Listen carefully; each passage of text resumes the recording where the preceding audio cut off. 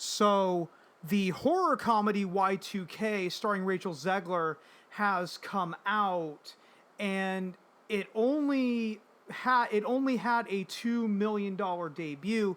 Now, something that I forgot to do is I forgot to look up the production budget before I start recording. So I'm going to go ahead and I'm going to do that real quick on IMDb. Yes, I am going a little more off the cuff with this video because this is a little more pregnant and needs to come out. Okay, there is no reported production budget as far as I see on IMDb here. And to be fair, the production budgets don't need to be reported. And especially the reporting of the grosses is actually something that's relatively new. So whatever the production budget for Y2K was is something that we don't know. But I'm pulling this from an article from Variety here that's titled Box Office, Moana 2 scores $52 million in second weekend, A24's Y2K craters with $2 million debut. And if we scroll down, it's only one paragraph dedicated to Y2K. So here's what it says word for word. This weekend's only major new release, A24's horror comedy Y2K, failed to make a splash against Moana 2 and other Thanksgiving leftovers. The film debuted in 8th place with a disappointing $2.1 million from 2,108 theaters. It's one of the worst starts of the year for a film that opened in more than 2,000 locations. Critics and audiences dismissed the turn of the millennium disaster flick, which earned a dismal C- on CinemaScore and a 44% rotten average on Rotten Tomatoes. I would like to point out, this is me talking now, that the tomato meter has gone down from 44% to 43%. But anyway, let's get back to this. There's only a couple more sentences. Those sentiments don't bode well for word of mouth on Y2K, directed by Saturday Night Live alum Kyle Mooney, and starring Rachel Zegler of West Side Story and The Hunger Games prequel fame. And if we jump over to Rotten Tomatoes and we read the critics' consensus on Y2K, the critics' consensus is, and I quote, Y2K earns points for ambition and sheer audacity, even if it struggles to keep the laughs coming while maintaining a messy tonal blend. So the point of this video that I want to make is it fair to say at this point that Rachel Zegler is, I think calling it box office poison, I know that you probably saw the thumbnail and read the title before landing on this video. I think calling Rachel Zegler box office poison is a bit of an over-exaggeration, but so far, she has not had one hit in her career. And I do want to point out something that's wrong with this paragraph here, is that, you know, A24's horror comedy Y2K failed to make a splash against Moana 2 and other Thanksgiving leftovers. My response to that personally is no shit. Because A24 is a much smaller studio, and to say that the people that would have watched Moana 2 or Gladiator 2 or Wicked, to say that those people would have jumped over and say, you know what, I'm going to go see this little indie darling starring Rachel Zegler called Y2K is a bit of a misnomer, because Y2K is a horror movie. Moana 2 is a animated movie musical aimed at families. Gladiator 2 is a sequel, even though it's more of a retread of the first movie to Gladiator, so there's a built-in audience there. And then you have Wicked Part 1, which is an adaptation of a beloved Broadway musical. So again, it is a bit of a misnomer to compare Y2K to those other big movies. Y2K was never going to hit the same level that Wicked did, that Gladiator 2 did, that Moana 2 did. But if we look at the career of Rachel Zegler, and I hate to give the Phantom Menace a lot of credit here, but they do have a point in saying that she has not had one hit in her career. Now, we can go back to West Side Story. West Side Story was a box office bomb.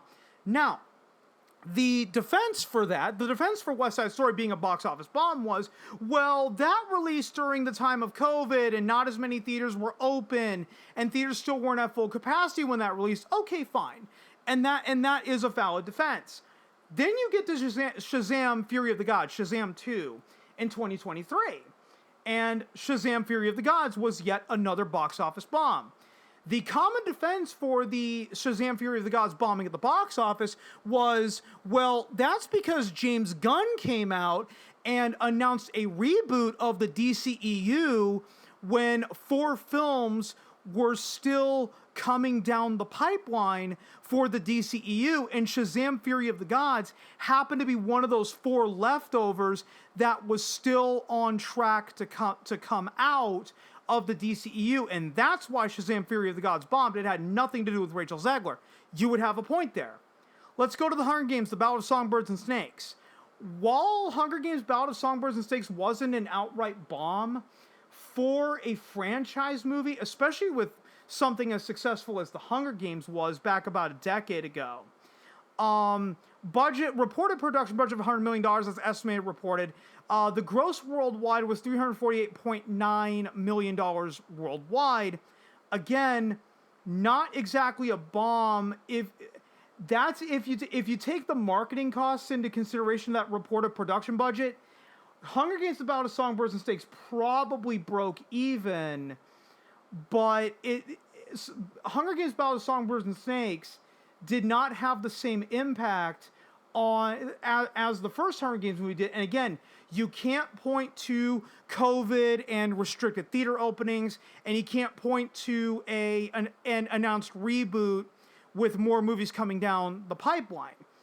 And then you have all of like the Snow White interviews that were coming out, and she's going out of her way to pretty much anger the fan base with that of, Snow White's is not going to be saved by the prince. The clips are all over the internet. I could play them all here in this video.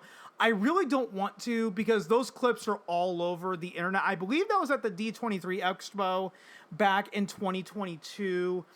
And she was admitting that, I think at one point she said that she had never seen the 1937 Snow White, and then later changed it to where it scared the shit out of her as a kid.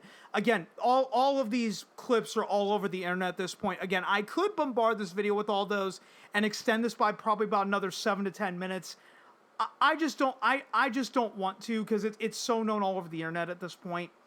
But everyone has been saying that Snow White has been a walking PR disaster for the Walt Disney Corporation because Rachel Zegler has been running her damn mouth on Twitter. And especially after the re-election of Donald Trump in the United States, she went on a Twitter tirade and did publish a quote-unquote apology. I believe it was on her Instagram. Actually, I don't think it was on Twitter. I could be mistaken. I think it was on her Instagram stories. She did quote-unquote walk it back, but to a lot of people, and here's a valid point that all of these fandom ministers have when they start coming after Rachel Zegler, is like, who the fuck is this girl to be going off the cuff politically like this on Twitter and Instagram? She is not Meryl Streep. She is not Bette Midler. She's not Alec Baldwin, where, these are people that, can get very, very political on social media, but they have the clout where they can get away with it, because it's not like they've been shy about their political opinions for the last 20, 30 years. Rachel Zegler is just starting out, and she's acting like she's the next Bette Midler or the next Meryl Streep. I almost blanked for a second. To act like you're the next Meryl Streep or the next Bette Midler when you have nothing on your resume to back it up is extremely short-sighted, and it kind of makes it to where, yeah, I think that's why people decide not to turn out, because again, she just continues to run her mouth, and all it's doing at this point is just pissing a lot of people off. Where it's, who the hell is she to be spouting off all of these political opinions? Now, while I do maintain that calling her box office poison is a bit of an exaggeration, in the infamous words of Scott Steiner, and I will end the video off with this clip from Scott Steiner, but Scott Steiner, the Messiah, said this in regards to Samoa Joe back in 2008.